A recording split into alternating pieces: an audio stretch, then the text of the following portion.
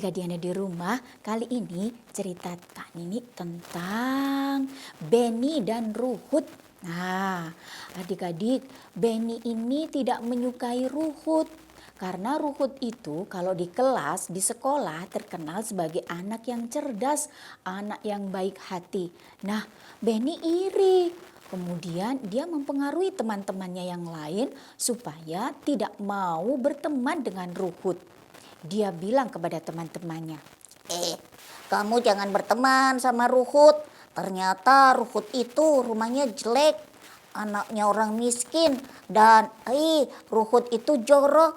Dia itu jarang sekali mandi, makanya dia kan bau. Lihat bajunya saja lusuh. Oh, benar Kak Benny? Masa Ruhut kan anak baik, masa Ruhut males mandi? Aduh, kalau gitu jijik juga ya. Ups, masa sih Ruhut begitu? Aduh, nyesel aku berteman dengan Ruhut. adik-adik yang ada di rumah, Benny berusaha untuk memengaruhi teman-temannya.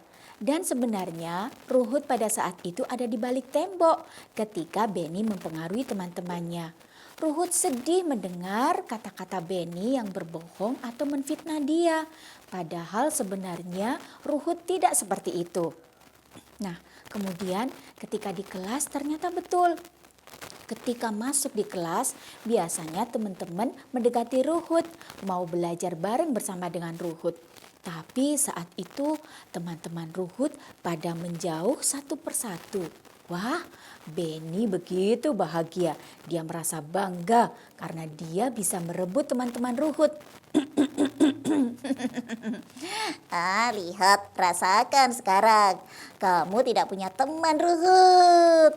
Nah, ketika saking asiknya dia menikmati masa-masa teman-temannya yang banyak dan melihat Ruhut yang sedih karena dia tidak ada teman saat itu, kemudian Benny lari ke depan. Dia mau mengambil sesuatu untuk mengejek si Ruhut. Nah, saat ketika dia lari ke depan kelas, tidak sengaja dia tersandung kaki meja. Wah, adik-adik ada di rumah, kuprak. Benny terjatuh. Dan tentu saja luka itu menimbulkan karena akibat terjatuh tadi, Benny hidungnya berdarah. Aduh, hidungku berdarah. Teman-teman tolong. Ternyata teman-teman Benny pada ketakutan. Jadi tidak ada yang menolong Benny. Satu persatu hanya lari menuju ke bu guru, lari ke tempat duduknya. Ada yang menutup mukanya karena takut darah yang keluar dari hidung si Benny. Dan hanya Ruhut yang mau mendekati Benny dan menolong. Dia segera mengambil tisu yang ada di dalam tasnya. Kemudian lari mendekati Benny. Kemudian Ruhut tanpa merasa jijik dia mengusap darah yang keluar dari hidung si Benny. Benny duduk sambil memandangi Ruhut. Ada rasa bersalah saat itu ketika melihat Ruhut menolongnya. Adik-adik yang di rumah, Benny tentu saja lalu memegang tangan Ruhut. Ruhut, maafkan aku ya. Ternyata memang kamu orang baik dan aku yang telah berbuat jahat. Barulah setelah darah yang ada di hidungnya si Benny bersih, teman-teman yang lain lalu mendekat. Nah, ketika teman-teman yang lainnya mendekat, kemudian Ruhut meminta maaf kepada Benny.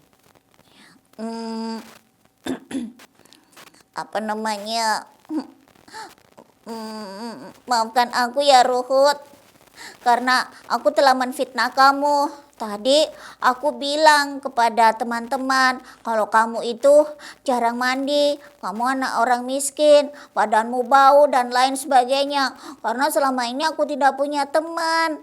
Adik-adik yang ada di rumah, Ruhut melihat itu lalu berkata kepada Benny, Sudahlah, tidak apa-apa. Kita tetap berteman. Yang penting kamu sekarang sehat.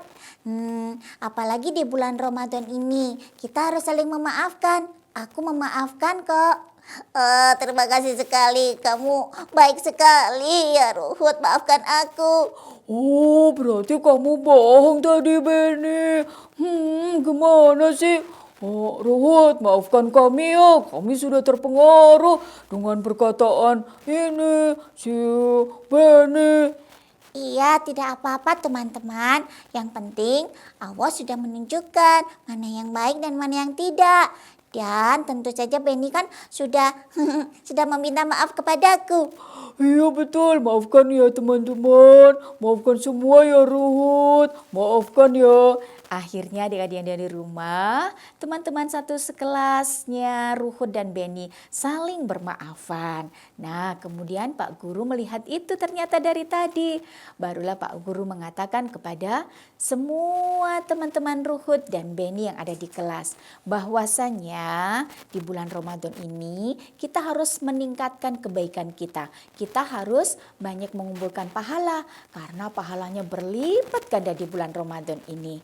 Kemudian Pak Guru juga menjelaskan bahwasannya kita tidak boleh terpengaruh oleh setan maksud.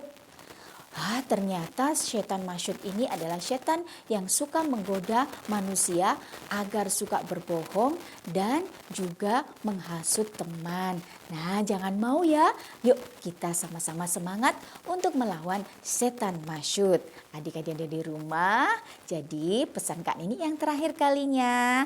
Kita kalau berteman harus melaksanakan adab-adab seperti yang diajarkan oleh Rasulullah. Yang pertama ketika bertemu dengan teman adalah berjabat tangan sesama muhrim. Kemudian yang kedua senantiasa berkata baik dan sopan, mendahulukan kepentingan saudaranya daripada kepentingan pribadi. Lalu senantiasa berprasangka baik. Kemudian saling tolong menolong, saling menyayangi, tidak berbohong atau berdusta, dan mendoakan dalam kebaikan serta senantiasa mengucapkan salam atau mendoakan keselamatan. Wah, Kak Nini keren sekali ceritanya Kak Nini. Kalau aku Acil, aku juga akan melawan setan ruha, setan masyud, pokoknya syuetan yang lainnya. Betul sekali. Nah teman-teman, ingat ya kata-kata Kak Nini tadi. Yuk kita tingkatkan puasa kita dengan pahala yang banyak. Acil juga mau jadi anak yang soleh Kak Nini. Betul sekali. Nah, adik-adik yang ada di rumah, itulah 3 cerita yang sudah Kak Nini sampaikan. Semoga bermanfaat buat kalian. Dan Kak Nini doakan kalian tetap semangat dan sehat selalu sehingga sempurna melaksanakan ibadah bulan puasa ini sampai 30 hari ke depan. Insya Allah lain kali ketemu lagi dengan Kak Nini dalam cerita yang berbeda dan lebih menarik lagi. Baik, Kak Nini akhiri dulu. Assalamualaikum warahmatullahi wabarakatuh.